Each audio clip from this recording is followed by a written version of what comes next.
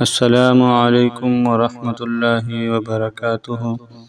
ناظرین کرام، میں امید کرتا ہوں آپ سب خیریت سے ہوں گے۔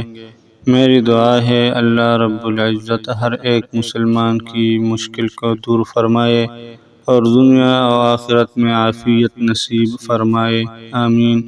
سورہ مزمل مبارک قرآن پاک کی 73ویں سورت ہے۔ اس سورت مبارکہ میں 20 آیات ہے۔ حضور نبی کریم صلی اللہ علیہ وسلم کا ارشاد گرامی ہے کہ جو کوئی اس سورت کو مصیبت کی حالت میں پڑھے گا، اللہ جل شانہ اس کی مصیبت کو دور فرما دے گا۔ جو کوئی سورہ مزمل مبارک کو پڑھے گا، اللہ تعالیٰ اسے دنیا اور آخرت میں خوش رکھے گا، اس کا افلاس دور ہوگا اور جس مشکل کے لیے پڑھی جائے گی وہ مشکل آسان ہوگی۔ جو کوئی اس سورت کو 7 مرتبہ روزانہ پڑھے گا، اس کے رزق میں اللہ تعالیٰ کشائش فرما دیں گے۔ اگر کوئی مسئلہ حل نہ ہو رہا ہو تو 40 روز بلا ناغہ خلوت میں 40 مرتبہ پڑھے۔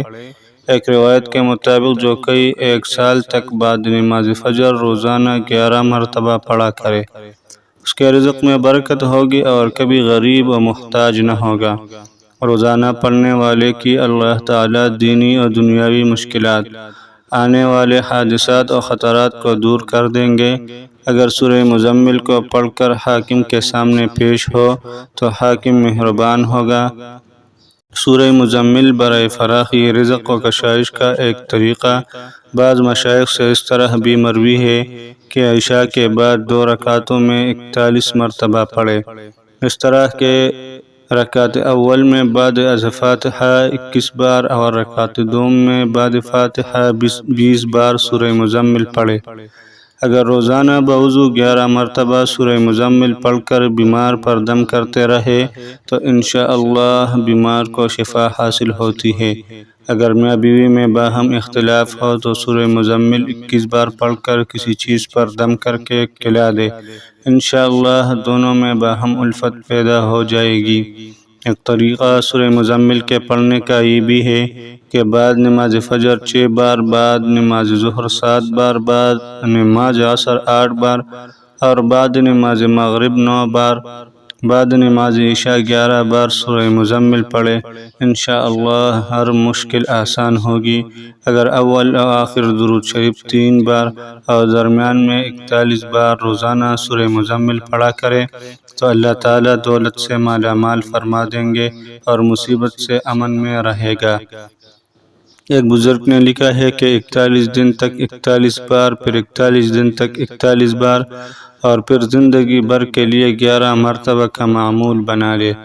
آغاز 9 چندی جمعرات سے کرے، ورنہ توانگری اور کشائش رزق کے لیے نہایت مجرب ہے۔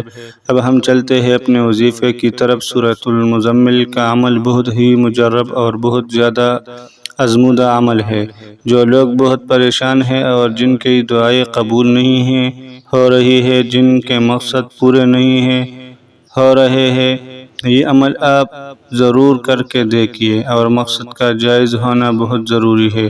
اگر آپ کا مقصد جائز نہیں ہوگا تو مقصد پورا نہیں ہوگا، چاہے آپ کتنی بھی کوشش کر لیں۔ تو اس لیے آپ کو بار بار کہہ رہا ہوں کہ مقصد کا جائز ہونا ضروری ہے، اور ایسا مقصد جس سے کسی کو نقصان پہنچے تو مقصد پورا نہیں ہوگا۔ اور سورۃ المزمل ہمارے نبی پاک صلی اللہ علیہ وسلم کی بہت محبوب سورت ہے۔ اب چلتے ہیں ہم اپنے وظیفے کی طرف کہ کیسے یہ عمل کرنا ہے۔ یہ عمل آپ نے صرف نماز فجر کے بعد ہی کرنا ہے۔ یہ عمل صرف فجر کی نماز کے بعد ہی کرنا ہے۔ اس عمل کے لیے 5 وقت کی نماز بھی ضروری ہے۔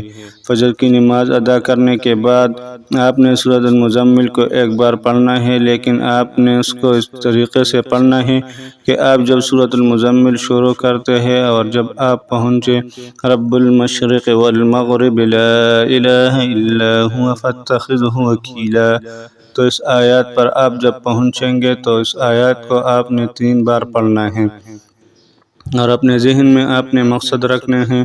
اس آیت کو 3 بار پڑھنے کے بعد پھر آپ اپنی سورت کو آگے شروع کریں اور جب آپ پہنچے اس جگہ پر وَاللَّهُ يُقَدِّرُ اللَّيْلَ وَالنَّهَارَ اس آیت کو بھی آپ نے 3 بار پڑھنا ہے اور اپنا مقصد اسی طرح ذہن میں رکھنا ہے، اور پھر آپ اپنی صورت کو جاری رکھیں، اور جب آپ اس مقام پر پہنچے یبتغون من فضل اللہ، پھر آپ 3 بار پڑھے، اس کے بعد آپ سورۃ المزمل کی آخری آیات پر پہنچے واستغفر اللہ ان اللہ غفور رحیم۔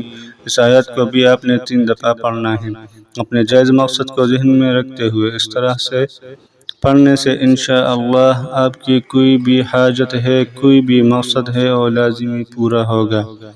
اور اول اور آخر درود ابراہیمی 3 بار پڑھے۔ یہ عمل ایک دن کا ہی ہے، اگر ایک دفعہ کرنے سے آپ کا مقصد پورا نہ ہو تو آپ اس عمل کو جاری بھی رکھ سکتے ہیں۔ انشاءاللہ العزیز آپ کی کوئی بھی حاجت ہوگی، اللہ سے دعا کریں گے تو وہ ضرور قبول ہوگی۔ شرط یہ ہے کہ مقصد جائز ہو۔ اگر آج کا عمل اچھا لگا ہو تو دوسروں کے ساتھ شیئر ضرور کریں، اچھی بات شیئر کرنا بھی صدقہ جاریہ ہے۔ السلام۔